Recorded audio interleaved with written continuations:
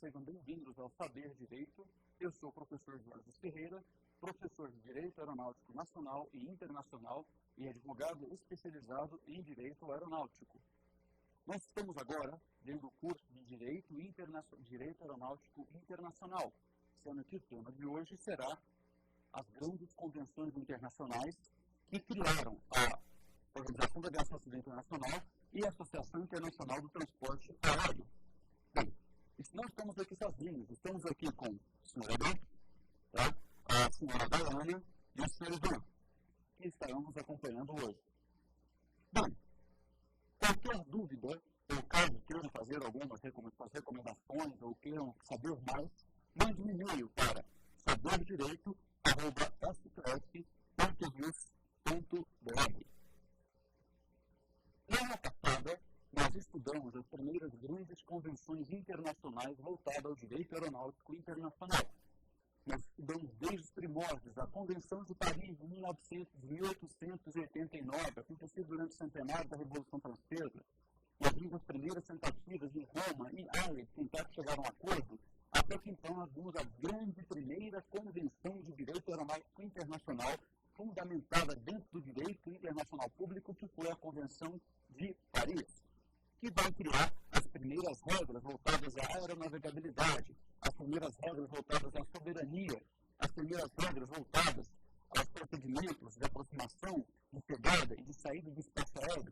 E também nós vamos estudar a primeira grande Convenção de Direito Aeronáutico Internacional Privado, que foi a Convenção de Varsóvia de 1929, que foi tratar a respeito do bilhete, do contrato aéreo, e a respeito das franquias de bagagens, responsabilidade para com os passageiros, e a limitação da responsabilidade civil do transportador aéreo, e também como é que ele deveria lidar com questões voltadas à segurança e principalmente aos seus prepostos pilotos. Dentro também de uma sedouro de uma situação voltada à investigação sobre acidentes, suas consequências, o alcance probatório. Então, dando continuidade aos estudos, nós vamos estudar hoje a grande evolução do sistema de aviação civil internacional, que foi a Convenção de Chicago de 1944.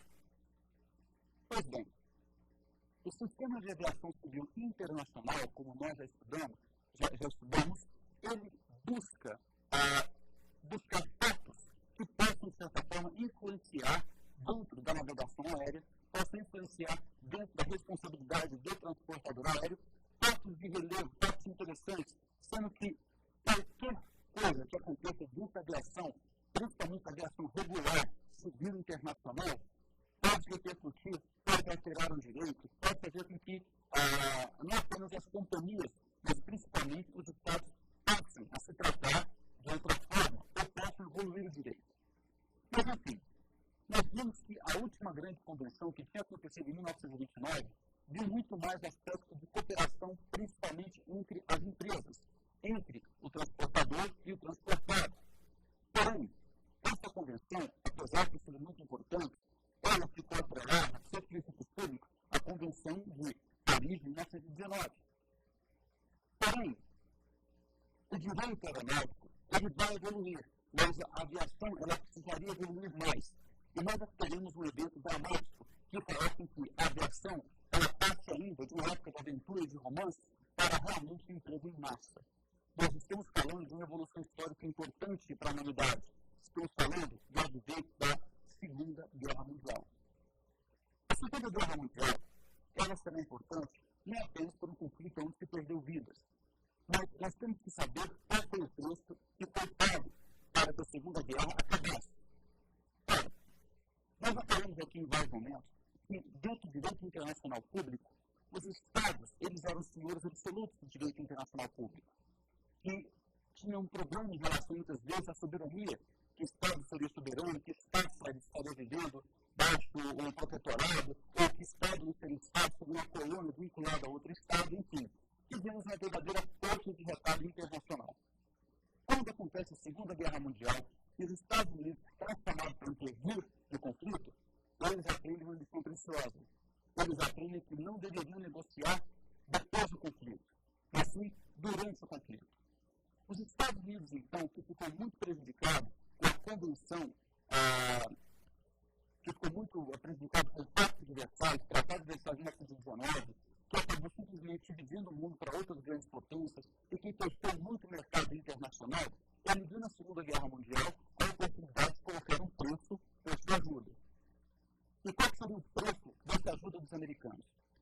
Bem, os americanos, quando foram convidados pelos ingleses para ajudá-los na guerra, chamaram os ingleses para ter uma conversa.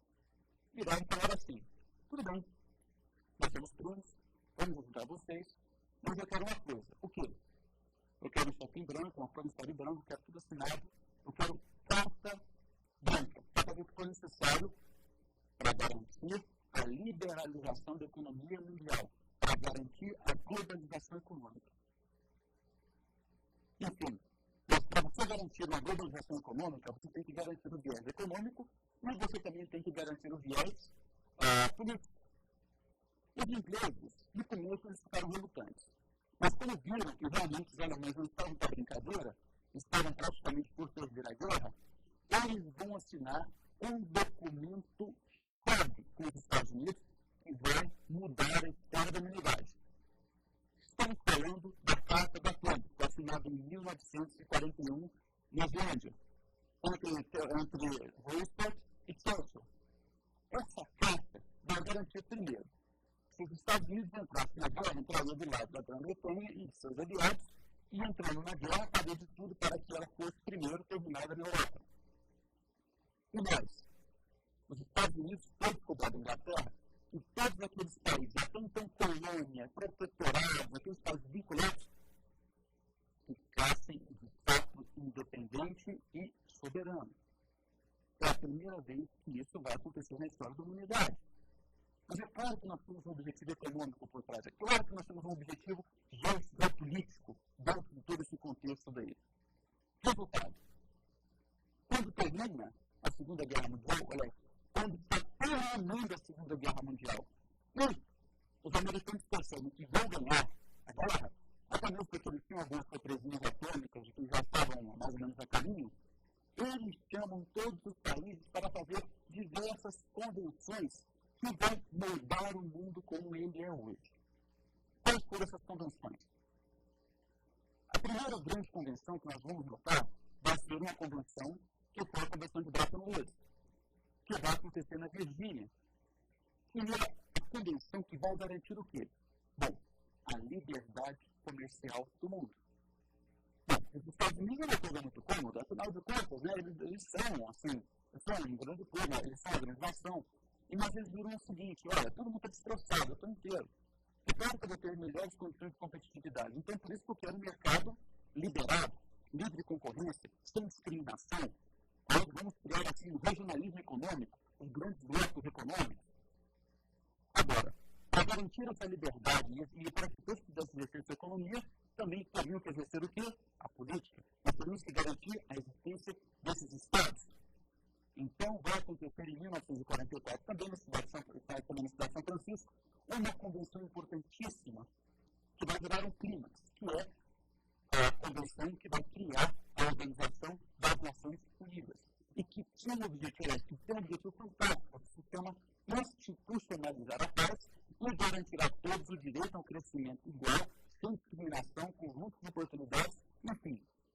Também prover mecanismos para a melhor distribuição de renda internacional, e você apenas faz isso com povos livres. Então, a ONU vai assegurar o quê? Bom, ela vai assegurar que todos os países, depois da Segunda Guerra Mundial, que eram colônia até então, pudessem ficar independentes. Bom, essa daí foi a ideia que nós tivemos, assim, o pano de fundo de toda essa situação. E mais interessante ainda, com a criação da ONU, nós vamos ter a criação, aliás, nós vamos ter uma criação de pluralidade de pessoas de direito internacional público. Como nós falamos antes, até o advento da Primeira Guerra Mundial, da Segunda Guerra Mundial, os Estados eram os senhores absolutos de direito internacional público. Ok? Depois disso, o que vai acontecer?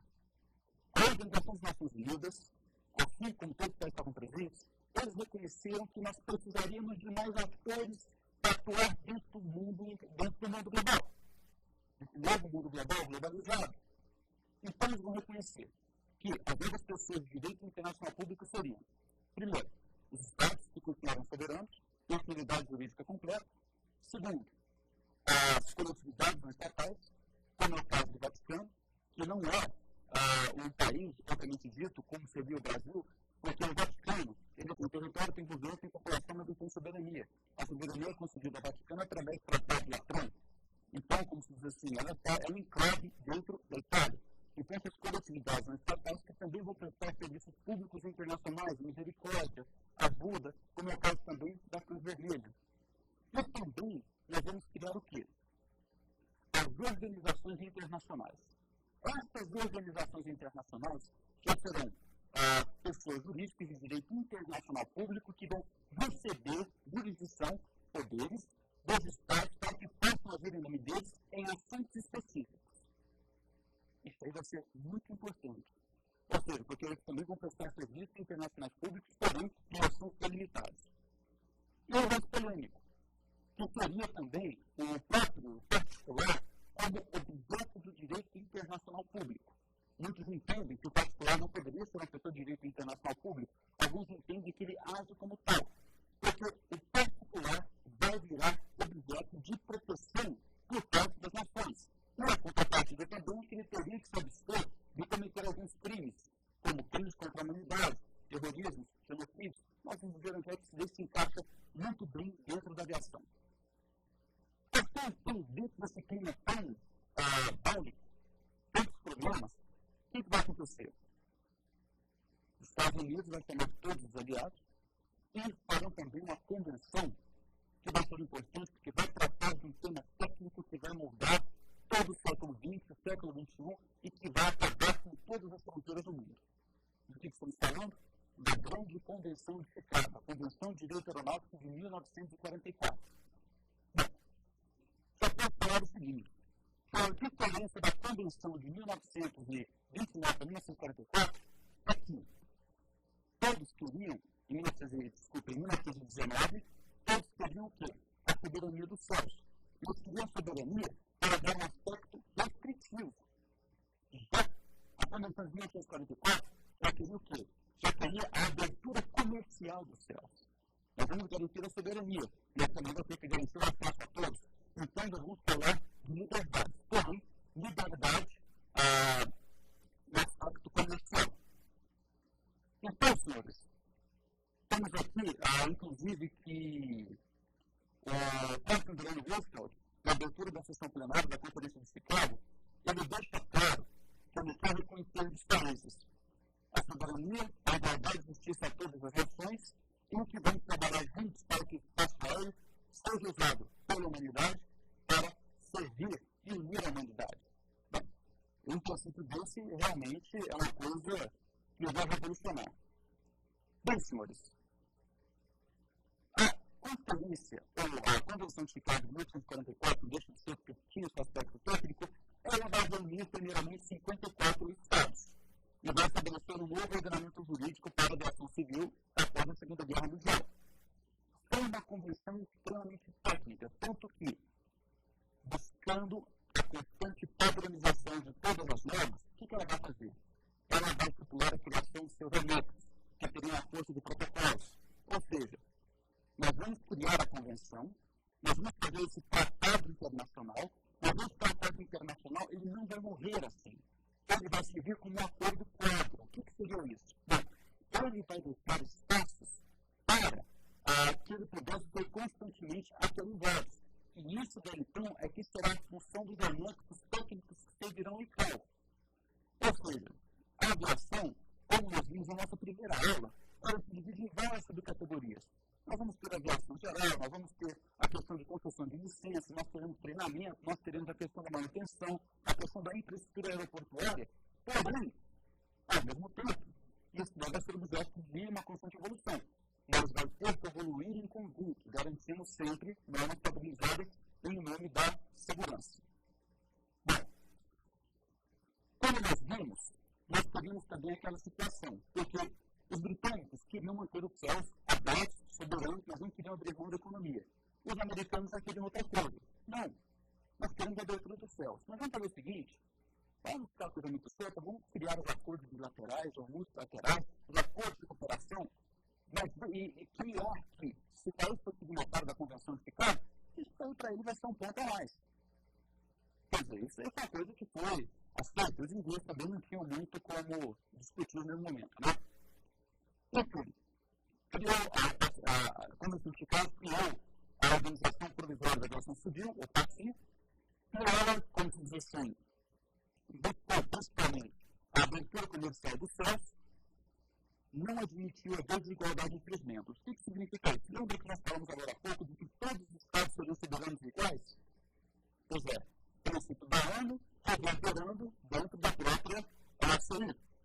E vai estabelecer os princípios das 5, 8 ou até 9 liberdades do céu. Ou seja, né, as liberdades do ar. Como é que nós vamos poder fazer o uso do espaço aéreo de uma maneira mais eficiente? Como é que poderão ser feitos esses acordos? Inclusive, com um motivo muito importante: ajudar aqueles países que, por acaso, não têm ainda uma aviação tão desenvolvida. Bom, como nós dissemos, a Convenção de Chicago, na 54, ela vai repetir, ela vai recepcionar muitos dos princípios que tinha a Convenção de 1929. A Convenção de 1919, a Convenção de Paris. Porém, ela vai facilitar algumas situações, como, por exemplo, a cultura reconhecendo a soberania espacial sobre as nações, vai impor a obrigação das aeronaves em colocar nos estados que designem os estados. Ou seja, você pode ver sobrevoo pacífico? Pode. Mas acontecendo uma situação, se você precisar fazer um pouso alguma coisa, você poderá ser orientado a tempo. Vai também se dedicar a respeito da nacionalidade da aeronave, dos seus efeitos, tá? Vai vir a unicidade da nacionalidade de uma aeronave, ou pelo menos em relação quando essa estiver em operação, a federação utilizará uma nacionalidade, não plurinacionalidade, como chegou a ser em determinado momento, tá? Os estados vão ter que observar e respeitar as marcas dessas aeronaves, principalmente em relação à identificação das aeronaves. E verificar também se elas fazem parte de países, se elas são oriundas de países que fazem parte do acordo.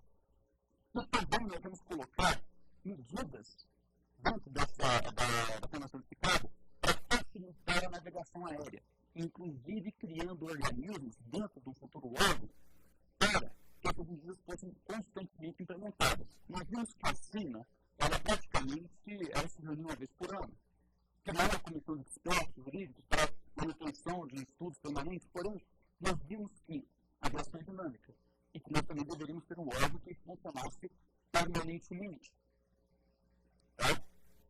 Bom, a segunda parte dessa convenção já vai determinar a criação da Organização da Aviação Civil Internacional, que, por sua vez, estará vinculado ao sistema da Organização das Nações Unidas. Enfim, respeito a todos os membros, com direitos de igualdade, de voto, por aí, etc. Bom, a terceira parte dessa convenção vai que se emprestar todo o esforço necessário para o desenvolvimento da aviação, obrigando, inclusive, as empresas a prestarem informações. Olha, essas informações e serviços de informação é uma coisa interessante, porque todo e qualquer fato que aconteça dentro de uma aeronave que seja digno de registro, principalmente em voos internacionais, e que venha provocar um incidente, ou seja, um quase-acidente, uma situação que não provocou um acidente, mas que colocou em risco a segurança, isso deve ser reportado às autoridades aéreas do país, e as autoridades aéreas do país devem reportar isso à OCI, para que a mesma possa fazer estatística, para que a mesma possa estudar esses dados e evitar que essa situação possa desdobrar um acidente ou mesmo evitar que a situação volte a acontecer. Então, o sistema ele também vai se tornar extremamente dinâmico. E vamos precisar de uma organização dinâmica para administrar isso daí. Prevê também, olha só que interessante, que não vai optar a criação de qualquer órgão regional. O que significa isso? Bom, o mundo é muito grande. Nós temos, então, um grande órgão internacional, que é a Organização da Aviação Civil Internacional. Porém, ela vai ter sede aonde? Vai ter sede em Montreal, no Canadá. Mas a situação fica assim. Será que você vê nos Estados Unidos, do jeito que você voa na África? Será que você voa na África igual você voa na Bolívia? Igual você voa no Brasil? Certamente que não.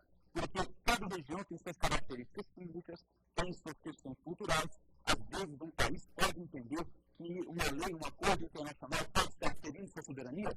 Então, nesse sentido, nós veremos a criação do quê? De órgãos regionais para a aviação civil. Nós vamos estudar a CLAP, a Comissão Latino-Americana de Aviação Civil, que tem sede em Lima, no Peru. E vamos até ver por que a sede não ficou no Brasil. Mas, como é que se fala? Isso daí tudo reflete o quê? A ACI é reflexo do sistema da ONU. A ONU também se regionaliza. Nós temos a Organização dos Estados Americanos. Então, nós também teremos a Comissão Latino-Americana de Aviação Civil. Enfim, o sistema, ele se reverbera. Tá? E mais, entender que as resoluções do Conselho da ACI são apreciadas perante a Corte Internacional de Justiça. Ou seja, a Corte Internacional de Justiça também pode ter um papel consultivo dentro dessas legislações que são feitas pela ACI. Tá? Vai estabelecer também que as empresas que forem realizar escalas técnicas devem oferecer um serviço comercial razoável nos pontos onde aterrissam. E mais importante, vai estabelecer que os países possam vir também a cobrar taxas igualitárias pela utilização de serviços e aeroportos. O que significa isso? É o germe do sistema da não discriminação. O que nós estamos falando? Olha, nós temos nós dos Estados Unidos para pousar no Brasil, se temos que colocar $1.000 na taxa de pouso. Seria justo cobrar $20.000 na taxa de pouso dentro da Bolívia? Isso não seria, de certa forma, discriminar, impedir que o outro tivesse acesso ou impor condições realmente assim, que seriam repugnantes? Então, essa ela vai também lutar no sentido de evitar a competição ruinosa entre as empresas, entre os estados, fazendo com que os meus também trabalhem dentro de parâmetros normais, ou pelo menos assim, que sejam que possam igualar os desiguais. Porque senão você pode viabilizar a aviação para muitos estados. Liberdades do ar. Como nós falamos, a Organização da Aviação Civil ela vai criar o sistema de regime de liberdade do ar. O que seria isso? Bom, todo país que é assinante dessa convenção terá assegurado o quê? A primeira liberdade. A primeira liberdade seria a livre passagem sobre o território. Se um avião sai da Suíça e vai para o Chile, ele vai ter que sobrevoar obrigatoriamente o Brasil, obrigatoriamente a Bolívia ou o Peru, até chegar a seu destino. Então, para todos os países que assinam a convenção, que vão observar essas regras, o que vai acontecer? Vai ter livre acesso. Mas agora, é claro, essa liberdade não significa total acesso ou não, libertinagem. Muito pelo contrário. Um país, quando vai entrar dentro do espaço aéreo brasileiro, está entrando dentro do território brasileiro. E como ele entra dentro do território brasileiro, tem que se reportar às autoridades para informar a sua passagem. Assim como o plano de voo internacional também tem que ser passado, você tem que ser aguardado. Porque a própria Organização da Aviação Civil Internacional vai cobrar que o país, como o Brasil, preste assistência para todos os voos. E é claro, espaço aéreo é questão fundamental de segurança para uma nação. Então, tem que dizer assim, essa liberdade, para que ela possa ser exercida, tem que ser exercida com grande responsabilidade. Depois da segunda liberdade, com a liberdade meramente de ordem técnica. Ou seja, você tem um sobrevoo liberado, mas você também pode fazer um pouso para fazer um abastecimento. Mas importante, você não vai pegar e deixar passageiros. Você simplesmente vai ser aeronave, faz algumas escalas, faz algumas abastece, faz alguns ajustes técnicos de menor importância para que ela possa prosseguir. Mesmo assim, se você for fazer isso, tem que manter uma base lá. Uma pergunta até um pouco interessante atravessada. Estou indo para o Japão. Mas no que eu estou indo para o Japão, de repente, eu estou pegando um voo no Brasil. E vou fazer uma escola técnica nos Estados Unidos. Eu não vou descer da aeronave. Eu tenho que ter visto dos Estados Unidos? Sim. Os Estados Unidos podem exigir esse visto de passagem. Que é um visto especial, que geralmente tem duração de 10 dias, aonde você vai, ou o prazo que for necessário, para que você possa passar de um país para o outro. Ou seja, não é porque você está em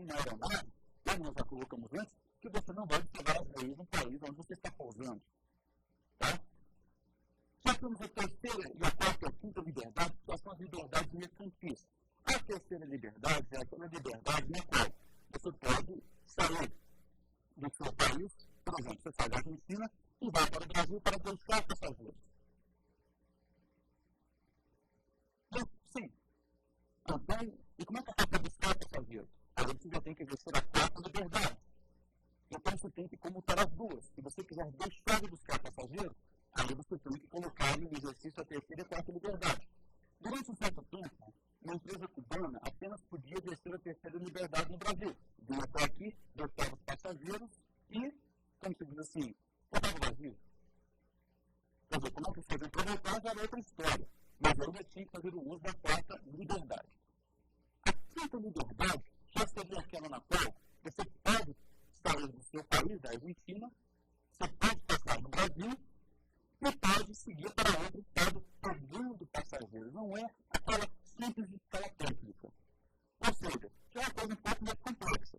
Você sai da Argentina, olha só que bacana. Pô, estou com um avião vazio da Argentina. Vou parar no Brasil. Já está cheio de Brasil, vou pegar esse pessoal e colocar dentro da aeronave. Tá? Quer dizer, é claro que muitas empresas querem fazer isso. Para que elas possam voar cheias, com mais mercadoria, toda essa situação. Mas, para ter essa vantagem, muitas vezes, nós podemos pedir uma compensação. A compensação, então, poderia vir na forma da sexta liberdade.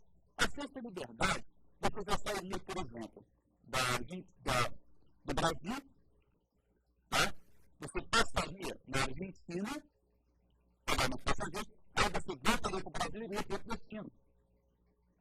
Mas aí, nesse caso, você já tem que fazer o quê? Você já tem que passar de volta no seu país. Você pode pegar nos passageiros, fazer essa, como é que se diz?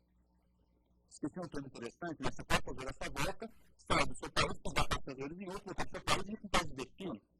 Agora, gente, você vai daqui para a liberdade, só que agora eu vou querer fazer a sexta. Vou passar aí, pegar, para não passar no mundo embora. E ainda temos a sétima liberdade, que é na qual o Brasil poderia sair do Brasil, pegar passageiros na Argentina, tá? Sem necessidade de passar de volta no Brasil e seguir direto para a África, por exemplo. Quer dizer, aí nós já não temos uma figura daquele, que você já pega passageiros do céu e você não tem que voltar para o país para fazer a coisa mais assim, direta. A oitava e a nona liberdade já são geralmente reconhecidas como cabotagem. Essa daí já é uma coisa que poucos países fazem. Como assim? Por exemplo, se você pega uma aeronave brasileira, você passa na Argentina, em Buenos Aires, mas aí você vai fazer uma outra escala, você vai passar em Rosário. Mas aí você transporta passageiros de Buenos Aires para Rosário, passageiros da Argentina. Então, você sai da sua base, transporta passageiros internamente e depois você vai para o destino exterior. Isso aí é um pouco tipo de concessão. Na Europa é mais comum. E temos a nona liberdade, que seria o quê? Uma aeronave norte-americana, por exemplo, vai para o Brasil, ela vai para os Estados Unidos, mas ela não vai fazer voos internacionais, ela vai trabalhar pegando passageiros dentro do Brasil. A cabotagem é um termo que surgiu da navegação costeira, onde você vai apenas dentro de pontos de pontos, por exemplo, você vai vir até o Rio de Janeiro e você não vai para as águas internacionais, você navega apenas dentro do Brasil. Então, esse termo cabotagem também se utiliza quando você designa que você vai fazer uma navegação interna, apenas dentro do seu território. A nona liberdade seria você permitir que empresas estrangeiras viessem para cá e fizessem isso. Seria o sonho de muitas empresas. Mas, graças a Deus, nós temos, assim, alguns órgãos que trabalham no sentido de evitar a concorrência danosa, de evitar a quebradora de empresas. Bom, a Organização da Aviação Civil Internacional, ela vai refletir todos aqueles aspectos de, como é que diz? Ela vai refletir todos aqueles princípios voltados da Convenção de Chicago. E que os principais objetivos são assegurar o desenvolvimento seguro e ordenado da aviação, ou seja, não pode crescer muito, mas também se tem que fazer uma projeção de mercado, incentivar o desenvolvimento técnico da aviação e sua operação sempre para fins pacíficos, estimular o desenvolvimento de aerovias, aeroportos e facilitar a navegação aérea, sendo que aerovias hoje é um termo que está em desuso. Pela questão da navegação via satélite, isso daí está assim, como é que se fala? A aerovia daqui a alguns anos talvez não exista mais. Transporte aéreo seguro, regular, eficiente e econômico, ou seja, você tem que conjugar, como se diz assim, você não pode fazer uma aeronave que seja eficiente, que consuma muito combustível, que vai poluir. Por mais que você tenha acesso ao petróleo e ao combustível. Porque de certa forma você pode prejudicar também outros players, outras pessoas, outros atores que estejam no sentido. E essa dura competição ruinosa, como nós colocamos, ou seja, ela observa esses acordos bilaterais, ela observa se um país está dando mais vantagens para outro e tenta, de certa forma, negociar, evitar que aconteça essa discriminação. Promover a justa oportunidade de exploração aérea. Muitas vezes um país como a Bolívia talvez não tenha condições de fazer voos internacionais, então talvez a SAI possa promover estudos ou possa promover assim, alguma coisa que dê financiamento para que esse país então possa desenvolver a sua aviação, tá? Contribuir para a segurança da navegação aérea internacional, escolha a comunicação como está colocando, e fomentar de modo geral o desenvolvimento de todos os aspectos civis da aviação internacional. Apenas para nós referirmos, a Organização da Aviação Civil ela é uma organização internacional que está vinculada dentro do sistema ONU e ela é formada organicamente como principal órgão a sua Assembleia. A Assembleia é o órgão máximo da Organização da Aviação Civil Internacional. Essa sim se reúne a cada 3 anos e, dando liberar a respeito da escolha do secretário, dando liberar a respeito dos assuntos de mais importância da aviação e podem ter convocado a Assembleia caso aconteça algum evento de destaque histórico, como foram os atentados do 11 de setembro. Com o atentado do 11 de setembro, inclusive o secretário do Conselho da SAI, que era um brasileiro na época, o brigadeiro Renato Coelho, ele convocou a Assembleia para ver quais seriam os rumos da aviação após os atentados às Torres Gêmeas. Abaixo da Assembleia, nós temos o órgão permanente, que é o Conselho, que são feitos por 3 grupos e é formado por 33 estados. Importante. Esses 3 grupos, o Brasil faz parte do grupo 1. Temos o grupo 1, o grupo 2 e o grupo 3. O grupo 1 significa que um país tem aviação em seu estado área. Isso é tão importante para o Brasil, porque fazer parte do grupo 1 significa que, tecnicamente, nós estamos preparados, inclusive, para certificar aeronaves. Ou seja, nós podemos projetar a aeronave desde o parafuso até o motor, até o radar, colocar para voar, e isso voando, sendo seguro, sendo viável. O Brasil, essa certificação que o Brasil dá para essa aeronave, pode inclusive ser reconhecida em qualquer lugar do mundo, como os Estados Unidos, como a Alemanha, enfim. E são todos os Estados do mundo que podem certificação de aeronaves. Nem todos os meus países que eu falei têm esse privilégio que inclusive o Brasil tem. Por isso que é importante que nós temos um órgão fiscalizador, forte, que regula a aviação, mas que também promove esse crescimento. Porque também promove o crescimento de outros aspectos da aviação, não apenas a aviação regular. Nós temos, dentro da Organização da Aviação Civil Internacional, a Comissão de Navegação Aérea. Como eu disse, a navegação aérea ela é importantíssima, porque, afinal de contas, nós temos, grosso modo dizendo, um tráfego aéreo internacional altamente concentrado, denso, e que com a utilização dos acordos vai se concentrar em corredores ainda menores, e que por isso devem, como se diz assim, ser objeto de uma constante evolução. Tem o Comitê de Transporte Aéreo, tem o Comitê Jurídico, porque, como falei, sem leis não há aviação. E o Comitê Jurídico aqui, ele tem um papel importantíssimo, que é o de aproximar a legislação dos Estados, de fazer que não apenas regras de aviação, mas também que as regras jurídicas do ato do voo também fiquem cada vez mais padronizadas, para uma linguagem só. Nós temos o Comitê de Ajuda Coletiva. O que é o Comitê de Ajuda Coletiva? Como já falei, tem países que têm mais condições, outros países têm menos condições. Assim sendo, esse comitê ele pode detectar essas situações e pedir que os demais países possam preparar que a própria organização possa fazer isso. Nós temos o Comitê de Finanças, porque, claro, a aviação, a própria organização ela tem que se organizar, ela tem que verificar abuso, ela tem que verificar uma série de situações que envolvem a relação entre os Estados e a atividade aérea. E, principalmente, temos o Comitê de Interferência Ilícita. A partir da década de 60, como já veremos na próxima aula, já tem uma preocupação muito grande de todas as autoridades. O 11 de setembro fala por si só. A quem não é tão velho assim, se lembra de Setembro Negro, quando foram sequestrados mais de 7 aeronaves ao mesmo tempo, também, como se diz assim, é uma das principais seguranças e que mais afeta não apenas o voo, não a nave, mas todo o sistema de aviação civil. A Organização da Aviação Civil hoje, ela conta com praticamente mais de 190 estados e possui sede em Colônia do Canadá. E, para garantir a evolução técnica e permanente da atividade aérea, ela vai criar seus anexos. Os anexos, eles são em número de 18. Nós temos alguns anexos de interesse, principalmente para nós que somos usuários. O primeiro anexo, ele vai tratar sobre licença de pessoal, ou seja, os estados é que podem conceder licenças.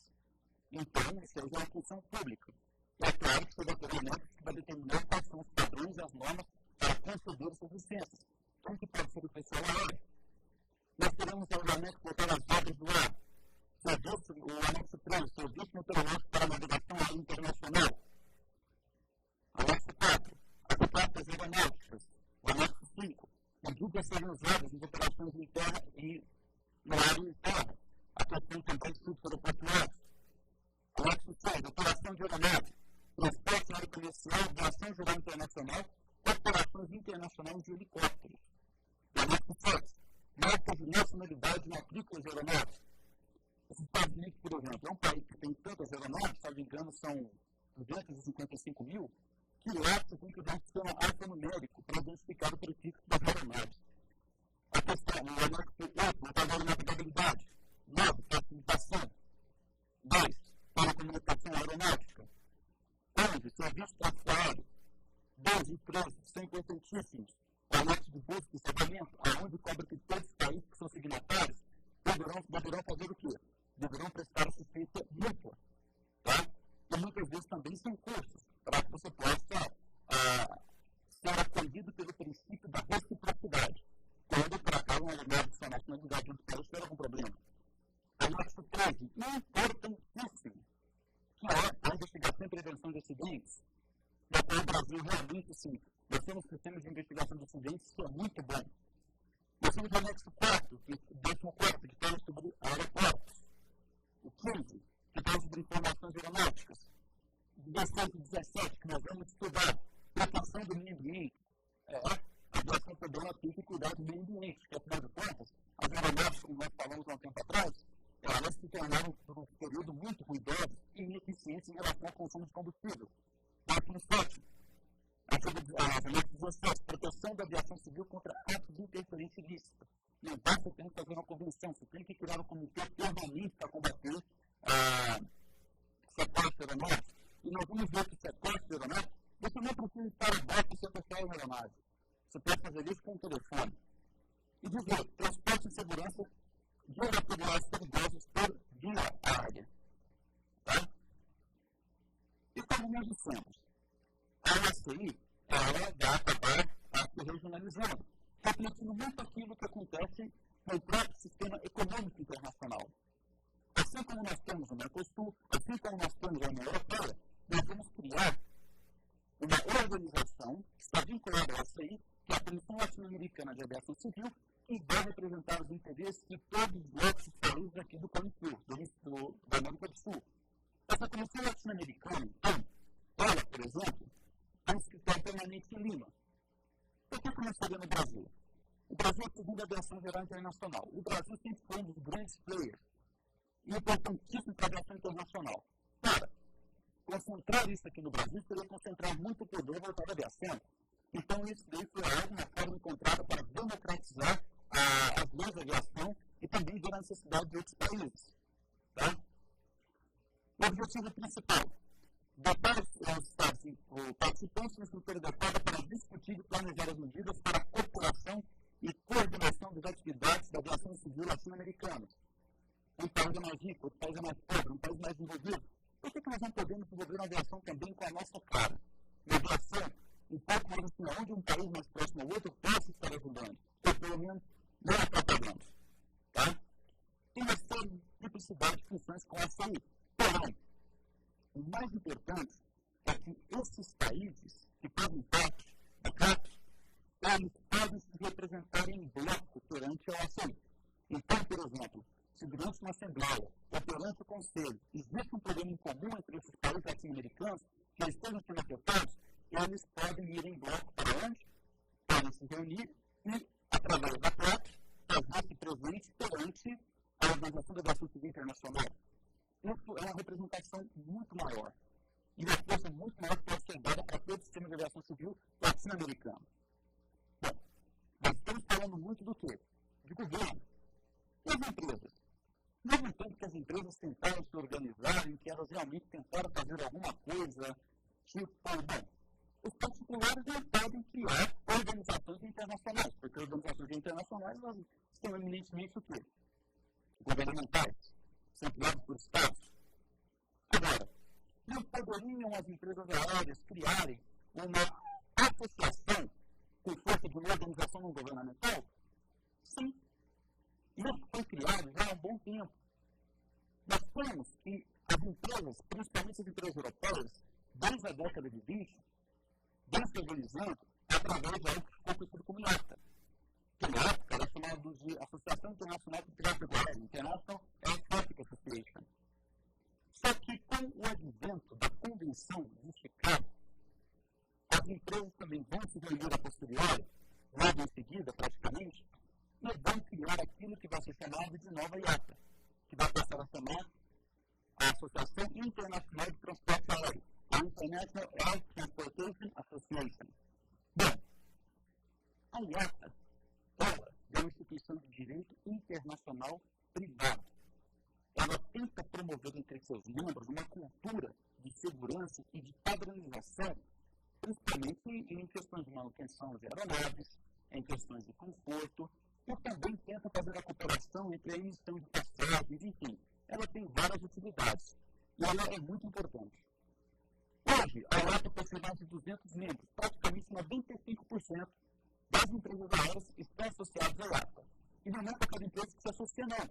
Você precisa, pelo menos, ter um padrão a ser recebido. Se você não atingir determinado padrão de excelência e de qualidade, você não chega nem a pleitear, a planeta votada. O seu escritório central é em Montreal, no Canadá, no mesmo prédio do ACI. Tá? Então, ela sempre veio com o transporte aéreo por intermédio de estudos e problemas de colaborações, principalmente do ACI, principalmente no que diz respeito aos aspectos técnicos e econômicos. Ou seja, a IATA ela vai ser como braço prático, como braço operativo.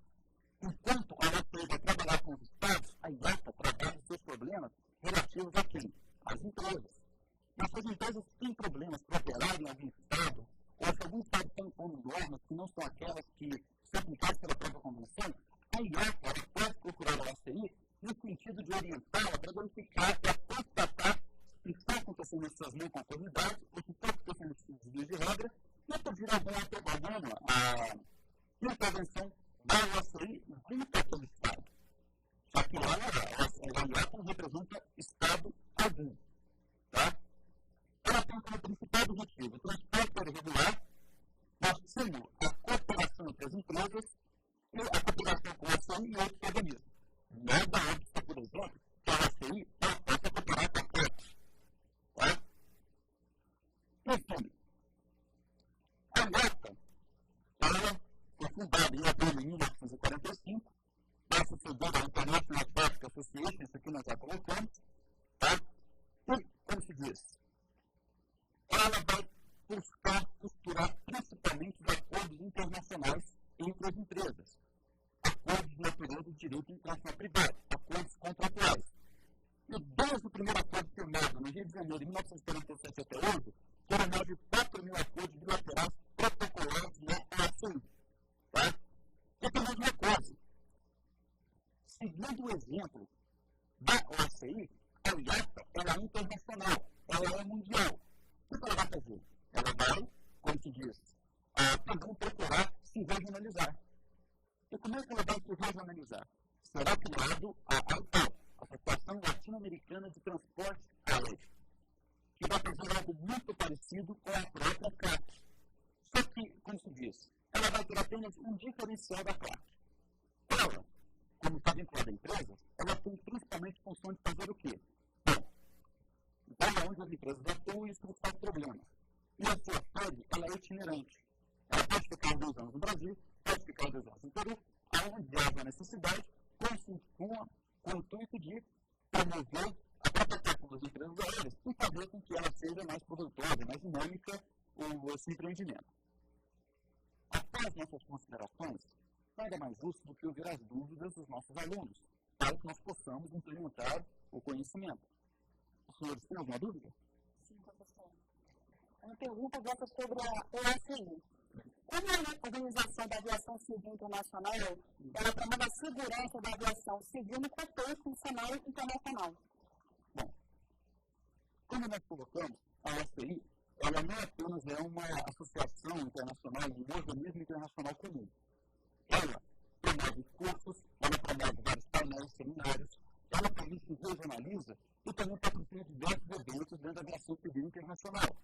Ou seja, tudo isso buscando a padronização de regras voltadas à aviação civil. Assim, como nós podemos colocar, podemos dizer que mais do que uma classificadora, ela é responsável também por atuar juntamente com os governos dentro de uma cooperação para também trabalhar dentro das leis, para evitar também o princípio da discriminação que isso possa afetar os estados. Então, se trabalhando com regras mais padronizadas, nós teremos uma aviação mais segura e também muito mais dinâmica. Ok?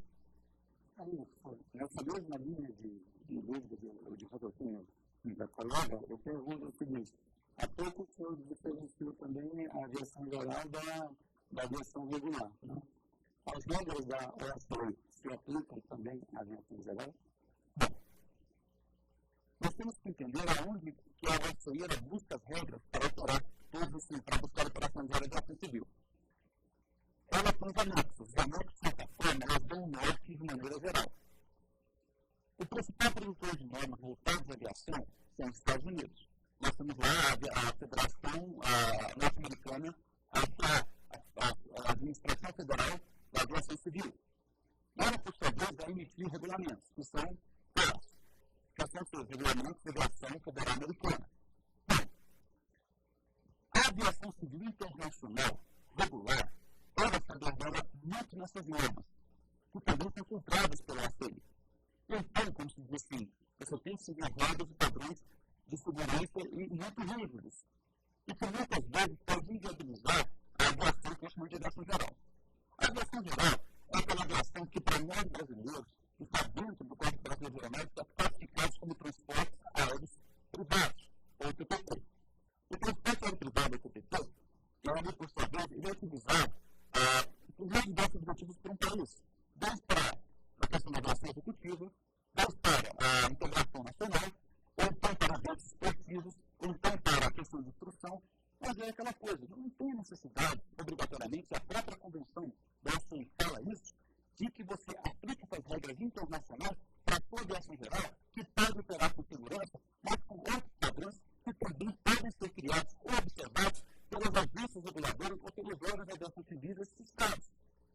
Então, como se diz, nós podemos colocar a aplicação de certas normas voltadas da internacional à aviação civil, à aviação geral? Sim, mas nós não sabemos se isso poderia viabilizá-la ou não. Então, seria melhor que a aviação geral tivesse um tratamento mais específico dentro do seu estado.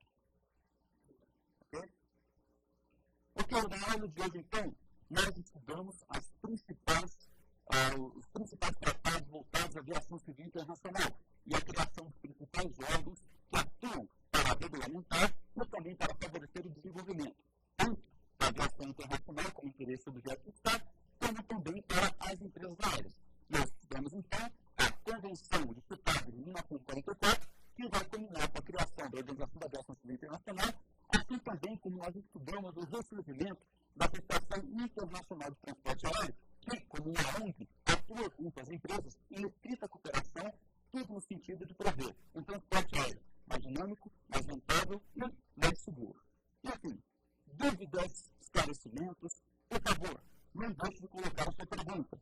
Envie um e-mail para saberdireito@stf.jus.br. E quem quiser rever as aulas, é só acessar www.youtube.com/saberdireito, tudo minúsculo, emendado, sem grandes problemas. E também convidamos aos alunos, aos interessados,